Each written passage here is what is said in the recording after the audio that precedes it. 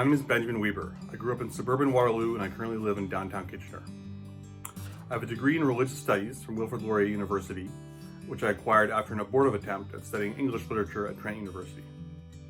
I've been writing poetry off and on since high school, with my current period of productivity dating from 2016. Since then, I've written many poems, but I have not published or even widely shared most of them.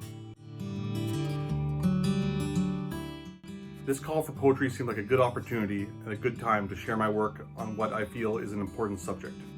It's also a sort of blowing away of the cobwebs of lockdown for me. I think it's fair to say that most poems I write are, in one way or another, love poems. So Differently Abled is certainly a departure from my norm. It's a reflection on my personal struggles with mental illness. In particular, it references a number of views and stereotypes on disability that I've found personally frustrating. The poem is angry and sarcastic, and the reference to suicide in the second to last stanza will probably not be to everyone's liking, but these are real things I've dealt with in one form or another, so I see no reason to sugarcoat them.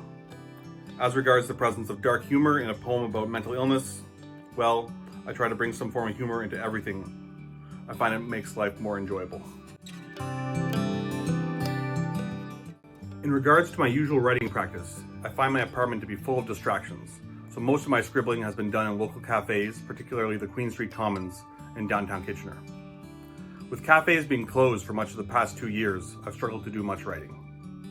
Nevertheless, the kernel of this poem was written during lockdown in May of 2021, with substantial additions and revisions being made shortly before I submitted it in February of this year. It's safe to say that my emotional state during lockdown was a major inspiration for this poem. I did not write this poem to be representative of all disability or even of all mental illness. No poem can do that. It is an impassioned account of my particular experience that I hope might resonate with others in whole or in part. Poetry is timeless and it's everywhere, from the Epic of Gilgamesh to the latest pop song lyrics overheard on TikTok. I don't necessarily connect with all of it, but I also don't think there's a wrong way to do poetry. I just wish more people would broaden their embrace of poetry.